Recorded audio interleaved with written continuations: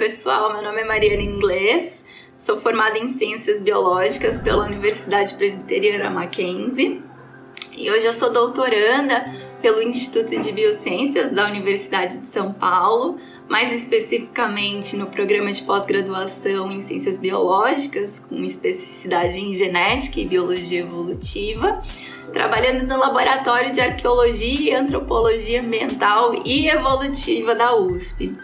Hoje eu vou compartilhar um pouco para vocês sobre essa área de conhecimento que eu acabei optando por seguir enquanto bióloga, que é a bioantropologia ou antropologia biológica. E eu começo esses estudos de análise do esqueleto humano dentro dessa grande disciplina, né, bioantropologia, que basicamente é um dos ramos da antropologia, se a gente seguir a escola norte-americana, que diz que, então, para a gente entender a humanidade, a nossa espécie, a gente precisa considerar aspectos biológicos, sociais, culturais, tanto do passado quanto do presente. Então a ideia é entender nossas origens, responder quem somos a partir dessas diferentes perspectivas, ou seja, existe muita interdisciplinaridade, existem profissionais de diferentes áreas trabalhando em conjunto, olhando para esses grupos humanos, tanto que nos antecederam quanto para as sociedades atuais.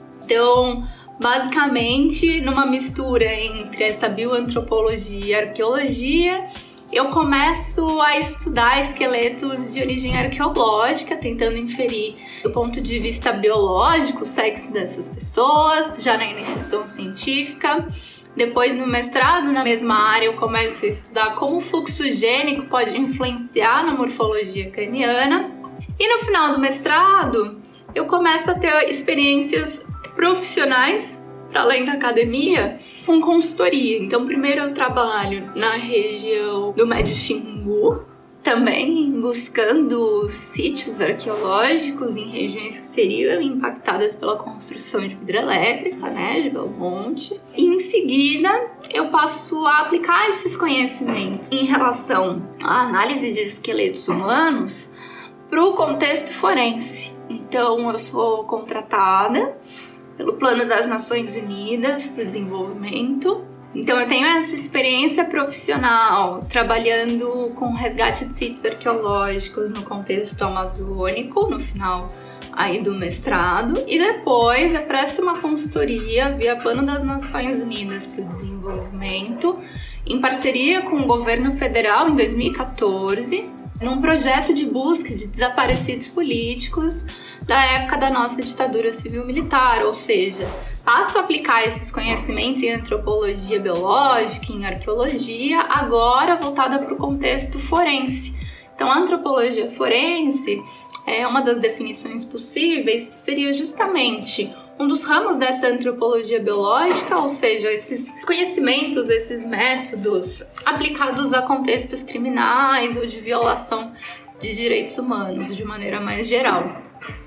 Nesse projeto, relacionado ao caso da vala clandestina de Perus, também em São Paulo, uma vala que veio à tona nos anos 90, que foi aberta de forma clandestina, justamente porque não existiam documentos formais legalizando essa abertura, e da qual foram retirados mais de 1.000 corpos, cerca de 1.500 esqueletos nessa época dos anos 90, dentre os quais podem estar desaparecidos, reconhecidos por lei dentro dessa classificação do que seriam os desaparecidos políticos do nosso período ditatorial. Entro nesse projeto justamente para fazer a análise desses esqueletos. Então, esses esqueletos, apesar de saírem dessa vala clandestina nos anos 90, os projetos de busca e de identificação de pessoas que podiam estar associadas a esse caso acaba sendo interrompido muitas vezes até 2014, quando o projeto é de fato retomado, quando há um interesse político em tentar findar essa busca desses familiares que por então quase 50 anos tentam descobrir o paradeiro, né, dos seus entes queridos. Nesse projeto eu passo a fazer então a análise desses esqueletos, tentando inferir quais as características, quais desses esqueletos têm as características mais compatíveis com uma lista de desaparecidos que são mais possíveis de serem associados a esse caso. Então, como a gente fez isso, né? Uma equipe, de novo, interdisciplinar, o que permite que a gente tenha pessoas, então, de diferentes áreas de conhecimento. Então, ela era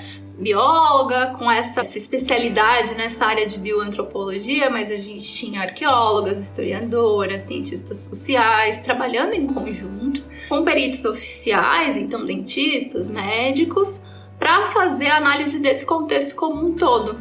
Então tinha toda essa parte de análise da documentação, de estabelecer quem seriam as pessoas mais prováveis de serem associadas a esse caso, ou seja, pessoas que desapareceram antes do momento da abertura dessa vala, né? Então a gente tem toda essa pesquisa que a gente chama antemortem, preliminar, para definir esse universo de busca, quem são os desaparecidos que podem ser associados a esse caso dessa vala clandestina, e a parte de análise do material propriamente, tentando cruzar as características a partir da leitura desses ossos. Então eu li esses ossos para tentar estabelecer qual era o sexo biológico, qual era a idade provável no momento de morte, estatura, se existiam lesões que podiam indicar uma causa de morte, principalmente nesse contexto de violência, né? É preciso estabelecer esse tipo de coisa. Trabalhei nesse projeto por 5 anos, quase, de 2014 a 2018. Esse é um projeto que continua em andamento. Aprendi muito no contexto de busca de desaparecidos, principalmente lidando de forma muito próxima com esses profissionais de diferentes áreas e mais especificamente com as próprias famílias, com os relatos do que foi esse período, com como é dolorido esse luto não findado, quando não se tem corpo, quando não se pode enterrar, né, as pessoas que são da nossa família. E o quanto o tempo passou e nosso Estado ainda deve respostas sobre esses nossos desaparecidos, né? Então, como bióloga, talvez quem esteja assistindo também seja mais dessas formações em ciências mais biológicas e exatas, como eu, talvez não tenha tido tanta oportunidade de entender com maior profundidade o que foi esse período de exceção, né? Esse período não democrático, o que foram as torturas, o que foi esse desaparecimento forçado e o que são os resquícios, né, desse estado ditatorial que ainda permanece em nossa sociedade. Esse trabalho me marca, obviamente, justamente pelo fato de eu entender a possibilidade de aplicar esses meus conhecimentos que estavam mais restritos à academia, à universidade, para um contexto em que se tenta promover direitos humanos, tem um contato direto com as pessoas que sofreram nesse período, né, com as famílias desses desaparecidos. Isso, obviamente, me marca bastante. E além dessa pesquisa, acho que é importante dizer que eu tenho me envolvido com um projeto de divulgação científica chamado Evolução para Todos, um projeto que eu cofundei com outras mulheres cientistas, a Lisiane Miller e a Eliane Shin, do mesmo laboratório.